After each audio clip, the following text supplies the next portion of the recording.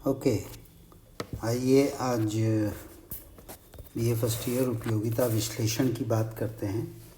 और ये एक ऐसा टॉपिक है, आगे के सारी की सारी एक्सरसाइज इस पर निर्भर करती है। तो सबसे पहले हमें समझना होगा ये उपयोगिता है क्या। नाम से ही जैसे क्लियर है, उपयोगिता, इसका शाब्दिक अर्थ बड़ा आसान है, किसी भी चीज़ से हमें मिलने वाली संतुष्टि।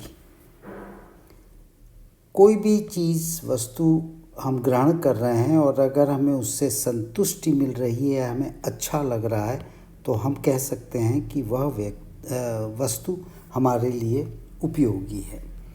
अब इसमें ये जो संतुष्टि हमें प्राप्त हो रही है, इसका कारण कुछ भी हो सकता है। कई बार ये होता है कि हमारी आवश्यकताओं के कारण, हमारी इच्छाओं के कारण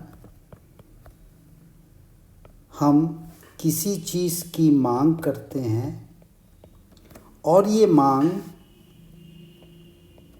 किस स्वरूप में होती है? ये होती है वस्तु के उपयोग से। और चूँकि हमारी इच्छा है और हमारी आवश्यकता है, अतः उस वस्तु के उपयोग से हमें अच्छा लगेगा और हमें संतुष्टि प्राप्त होगी। कहने का आशय कि वह वस्तु हमारे लिए उपयोगी है, चूँकि इससे हमें संतुष्टि मिल रही है। बात करते हैं उपयोगिता की विशेषताओं की। तो उपयोगिता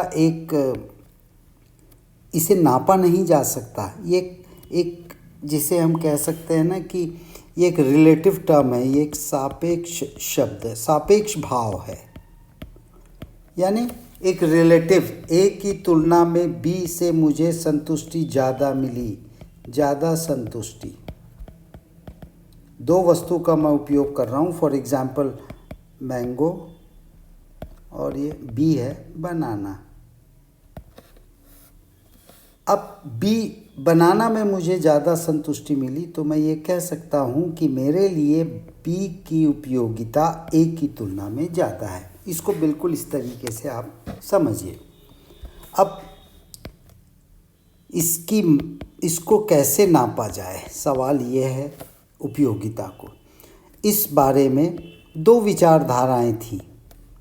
पहली विचारधारा बोलती है कि ये गणनावाचक पद्धति अपनाई जाए, और इसमें जो मेन अर्थशास्त्री थे वो थे मार्शल।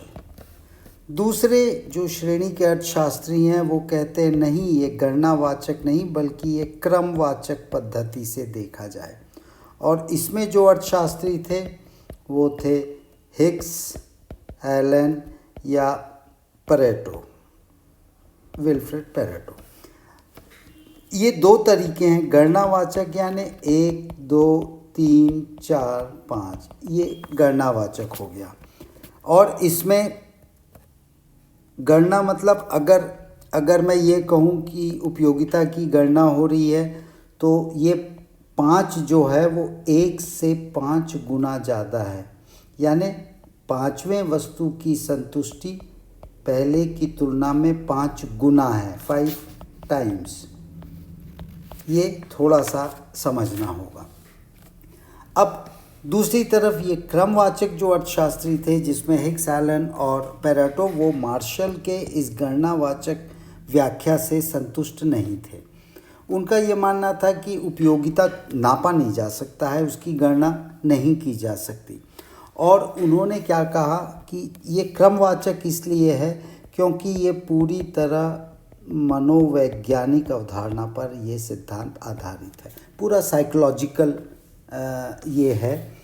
तो इन तथ्यों के आधार पर उन्होंने ये विश्लेषण किया कि चूंकि इसे नापा नहीं जा सकता, क्रमवाचक, और इसीलिए इन तीनों ने उपयोगिता विश्लेषण के स्थान पर एक नया दिया, जिसे हम आगे पढ़ेंगे,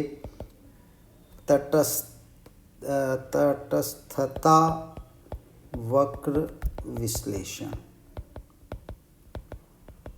indifference curve analysis, indifference difference curve analysis. तो ये हम अभी क्रमवाचक नहीं पढ़ेंगे, ये अगले चैप्टर में हम देखेंगे तटस्थता वक्र विश्लेषण क्या है। अभी हम बात करेंगे जो मार्शल ने कहा कि ये गणनावाचक है और किस तरीके से इसका अध्ययन किया जाए ये हम देखेंगे। अब गणनावाचक में सबसे मेन चीज़ जो मार्शल ने बताई वो ये थी कि उपयोगिता कितने प्रकार की होती है। अब आपको थोड़ा सा ये समझना है उपयोगिता कितने प्रकार की होगी। तो सामान्यतः उपयोगिता 3 प्रकार की होती है, यानी 3 भागों में इसको बांटा जा सकता है। पहली है सीमांत उपयोगिता, जिसे हम कहते हैं मार्जिनल यूटिलिटी। ये M और U से, इसे MU से हम आगे दर्शाएंगे। दूसरा होता है कुल उपयोगिता, यानी टोटल यूटिलिटी। टोटल यूटिलिटी इसे हम दर्शाएंगे TU, टोटल यूटिलिटी। और तीसरी होती है औसत उपयोगिता, यानी ये हो गया आपका एवरेज यूटिलिटी, इसे हम AU से दर्शाएंगे। अब सीमांत उपयोगिता को हम पहले समझते हैं। सीमांत उपयोगिता को समझने के लिए आप थोड़ा सा ये देखिए, सीमांत यानी आखिरी, सीमांत जहाँ सीमा का अंत हो। Excuse me. अब मान लो व्यक्ति किसी वस्तु की 2 इकाई का प्रयोग कर रहा है। एक कोई व्यक्ति है वो मान लीजिए आम का उपयोग कर रहा है।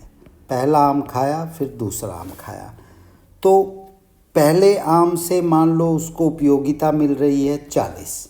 उपयोगिता नाप नहीं सकते, ये 40 कुछ भी हो सकती है, ये इकाई या मजा, एनीथिंग, इसको नाप नहीं सकते आप। एक यूनिट मान के चलिए 40 इकाई। जब दूसरा आम खा रहा है तो दूसरे आम को खाने के बाद इसको मज़ा आ रहा है या संतुष्टि मिल रही है 60 इकाई की। ये 2 ही आम खाया। तो सीमांत उपयोगिता क्या होगी? अंतिम जो है उसकी कुल उपयोगिता माइनस उसके पहले वाले की कुल उपयोगिता, यानी अंतिम कुल उपयोगिता माइनस उससे पहले की कुल उपयोगिता। अंतिम की कुल उपयोगिता यहाँ है 60, उसके पहले वाले इकाई की है 40। तो यहाँ पर सीमांत उपयोगिता मार्जिनल यूटिलिटी 20 हो जाएगी। पहले वाले की अगर केवल वो 1 का इस्तेमाल कर रहा है तो कोई समस्या नहीं, यहाँ मार्जिनल यूटिलिटी 40 रहेगी। लेकिन जैसे ही वो दूसरा आम एक्सेप्ट करता है, ग्रहण करता है, तो यहाँ पर मार्जिनल यूटिलिटी उसकी बदल जाएगी। तो अब इस मार्जिनल यूटिलिटी को समझने के लिए थोड़ा सा एक ग्राफ मैं बनाता हूँ, एक टेबल बनाता हूँ इनफैक्ट, और उस टेबल से आपको सारी चीज़ें क्लियर हो जाएंगी। अब मान लीजिए कोई व्यक्ति है वो आम खा रहा है, आम की संख्या, ठीक है। मान लो उसने खाया 1 2 3 4 5 6 7 8 आम खा रहा है वो। अब इन आम खाने से उसे कुल उपयोगिता कितनी मिल रही? पहला आम खाता है तो उसको उपयोगिता मिलती है 25। जब दूसरा भी खा रहा है वो तो 45। तीसरे में, एक मैं वेग एग्जाम्पल ले रहा हूँ, चौथे में मान लीजिए है 70, पाँचवें में 75, छठवें में 75, सातवें में 70 और आठवें में 60 उपयोगिता मिल रही है। अब यहाँ आपको सीमांत उपयोगिता निकालना है। सीमांत उपयोगिता मार्जिनल यूटिलिटी। अब इसको निकालने का बड़ा सिंपल तरीका है, एक एक करके लेते जाइए आप। पहली आम की इकाई, ये मान के चलिए कि नीचे का कुछ नहीं खा रहा है, वो केवल आम खा रहा है, तो इसकी कुल उपयोगिता और सीमांत उपयोगिता बराबर रहेगी। जैसे ही वो एक से ज़्यादा पे आता है, 2 आम खाता है तो दूसरे की कुल उपयोगिता माइनस पहले की, यानी ये हो गया 45 ऋण 25, तो ये आपका हो गया 20। वैसे ही जब तीसरा आम पे आ जाता है वो, तो सीमांत उपयोगिता हो जाएगी 60 ऋण इसके पहले वाली, जस्ट पहले वाली को माइनस करेंगे 45, तो ये हो गई 15। चौथा आम खा रहा है जिसकी कुल उपयोगिता है 70, तो इसके पहले वाली कुल उपयोगिता को माइनस कर दो 10। वैसे ही 75 ऋण 70, ये समझिए इसको थोड़ा सा। यहाँ 75 ऋण इसके पहले वाला, यानी यहाँ सीमांत उपयोगिता 0 हो गई। यहाँ पे सीमांत उपयोगिता है अंतिम इकाई की 70, ऋण ऊपर वाला ऋण 75, ये हो गई ऋणात्मक, माइनस में चली गई। वैसे ही 60 ऋण 70, ये अंतिम से पहले वाला, तो ये आ गई -10। यानी अभी आप देख रहे हैं सीमांत उपयोगिता, जैसे जैसे कोई व्यक्ति निश्चित वस्तु का उपभोग करते जाता है, संख्या बढ़ते जाती है, उसके कुल उपयोगिता में भी वृद्धि होते जाती है। 25, 45, 60, 70, 75, 75, 70। लेकिन ये वृद्धि पहले बढ़ती है, फिर स्थिर होकर फिर घटने लगती है। ये हो गया कुल उपयोगिता। सीमांत उपयोगिता की अगर आप बात करें तो सीमांत उपयोगिता एक व्यक्ति जब किसी एक ही वस्तु के लगातार उपभोग करते जाता है तो उसकी सीमांत उपयोगिता पहले घटती है, फिर 0 होती है और फिर ऋणात्मक हो जाती है। यानी ये पहले धनात्मक है, उसके बाद ये न्यूट्रल हो गई, 0 मार्जिनल सीमांत उपयोगिता, और उसके बाद ये हो गई ऋणात्मक सीमांत उपयोगिता। अब यहीं पे आप अगर देखें तो एक चीज़ आपको और समझ में आएगी, यानी जिस बिंदु पर सीमांत उपयोगिता 0 है, जिस बिंदु पर सीमांत उपयोगिता 0 है, उस बिंदु पर या उस वस्तु की कुल उपयोगिता सबसे ज़्यादा होगी। यहाँ पे ये समझिए, यहाँ सीमांत उपयोगिता 0, तो कुल उपयोगिता सबसे ज़्यादा होना ही होना है यहाँ पर। ओके, चलिए अब इसी टेबल को अब हम एक ग्राफ से देखते हैं उपयोगिता के हिसाब से। अब यहाँ पर मान लीजिए मैं उसी जो टेबल मैंने बनाया मैं उसी की बात कर रहा हूँ, अभी कोई नया कुछ नहीं बना रहा हूँ। ये है फॉर एग्ज़ाम्पल 0, ये है आम जो खाया है, और ये है सीमांत उपयोगिता यानी मार्जिनल यूटिलिटी। अब मैं MU ही यूज़ करूँगा। अब सीमांत उपयोगिता यहाँ कितनी है, पिछले टेबल में अगर आप देखेंगे तो ये मैं मान के चलता हूँ 5, 10, 15, 20, 25, 30। ये 5, 10, 15, 20 ये ऋणात्मक है, ये धनात्मक है। आम कितना खा रहा है वो, 1, 2, 3, 4, 5, 6, 7, 8 ये आम खाया। ओके, अब देखिए, अब यहाँ पर पहला आम जो खा रहा है उसमें उसको सीमांत उपयोगिता मिल रही है 25, यानी इसको मैं लिख लेता हूँ, ये 10, ये 20, ये 30, ये ऋण 10, ऋण 20, पहले पे 25। ओके, दूसरे आम पर उसको मिल रही है 20, तीसरे आम पर मिल रही है 15, चौथे आम पर मिल रही है 5, पाँचवें आम पर चौथे पे 10, पहले पे 25, दूसरे पे 20, तीसरे पर ये 15, चौथे पर उसे मिल रही है 10, पाँचवें पर उसे मिल रही है 5, छठवें पर आ गई 0, सातवें पर -5, आठवें पर -10। यानी इसे अगर आप जोड़ते हैं तो ये एक सीधी लाइन आती है इस प्रकार से। ये थोड़ा सा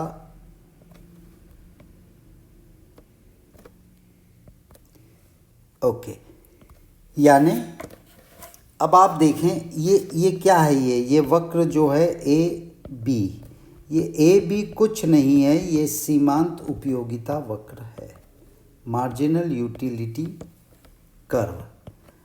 यहाँ पर अगर आप देखें 1 2 3 4 5 6 7 8, यहाँ पर धनात्मक है ये, यहाँ से लेके पूरा यहाँ तक। यहाँ पे 0 हो गई सीमांत उपयोगिता और 0 के नीचे इधर हो गई है ऋणात्मक सीमांत उपयोगिता। ठीक, ये हो गया सीमांत उपयोगिता का। अब इसी के साथ साथ मैं एक और डायग्राम बनाता हूँ जो आपको बताएगा कुल उपयोगिता वक्र के बारे में बताएगा। ओके, अब यहाँ पर मैं कुल उपयोगिता भी बना रहा हूँ साथ साथ सेम देखते हुए।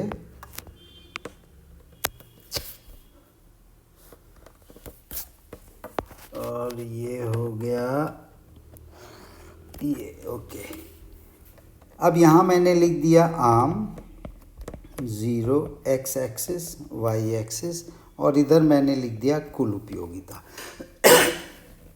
कुल उपयोगिता कहाँ से कहाँ तक जा रही है? 0 से लेकर 80 तक जा रही है। तो 20 40 20 या 60 20 चौक 80 60 40 20। ओके, आम 1 2 3 4 5 6 7 8। अब पहले आम से कुल उपयोगिता जो उसको मिल रही है वो है 25।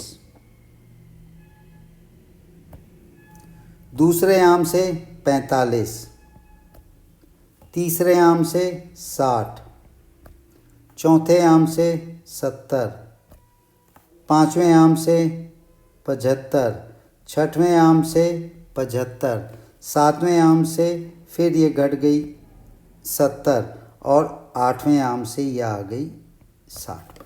यानी अगर आप देखते हैं तो ये वक्र इस तरह का आ रहा है। यानी ध्यान से देखिएगा, छठवें आम पर सीमांत उपयोगिता सबसे ज़्यादा है। छठवें आम पर सीमांत उपयोगिता उसको मिल रही है 75। ये छठवां आम है। ये है टोटल यूटिलिटी वक्र, कुल उपयोगिता वक्र। अब यहाँ ये जो छठवां है ये पॉइंट है Q पॉइंट, Q डैश। तो ये Q बिंदु जो है ये बिंदु है पूर्ण संतुष्टि का। ये पूर्ण संतुष्टि का बिंदु है क्योंकि इस बिंदु पर उससे उसकी कुल जो उपयोगिता है वो सर्वाधिक मिल रही है। ठीक, यहाँ पर देखिए ये बढ़ रहा है तो ये धनात्मक उपयोगिता है। यहाँ पूर्ण संतुष्टि के बाद कुल उपयोगिता यहाँ गिरने लगी है तो ये ऋणात्मक उपयोगिता हो जाएगा। अब यहाँ पे 3 चीज़ हमको देखना है, ये धनात्मक, ये पूर्ण बिंदु और ये ऋणात्मक। तो इस प्रकार उपयोगिता विश्लेषण आपने समझ लिया। ये है सीमांत उपयोगिता और ये है कुल उपयोगिता। दोनों के बीच में संबंध, सीमांत उपयोगिता और कुल उपयोगिता के बीच में संबंध। ये हो गया फर्स्ट पार्ट उपयोगिता विश्लेषण का। अब इसके सेकंड पार्ट में हम थोड़ा सा और एडवांस में जाएंगे, सीमांत उपयोगिता ह्रास नियम की हम चर्चा करेंगे। तो अभी इतना ही। Thank you.